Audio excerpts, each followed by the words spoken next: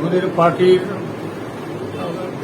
কেন্দ্রীয় কার্যকরী কমিটি আমাদের যে পিরিয়ডিক্যাল বৈঠক, এটারে ওয়ান অফ দি মিটিং আজকে। তো আজকে আমাদের আগে যে সমস্ত কর্মসূচিগুলো আমরা নিয়েছি, এই কর্মসূচিগুলো কতগুলো আমরা কার্যকর করতে পেরেছি এগুলো মূল্যায়ন হবে। আর বিশেষ করে আমাদের 23শে অগস্ট ত্রিপুরাল্যান্ড দাবি দিবস পালন প্রতি বছর আমরা করি।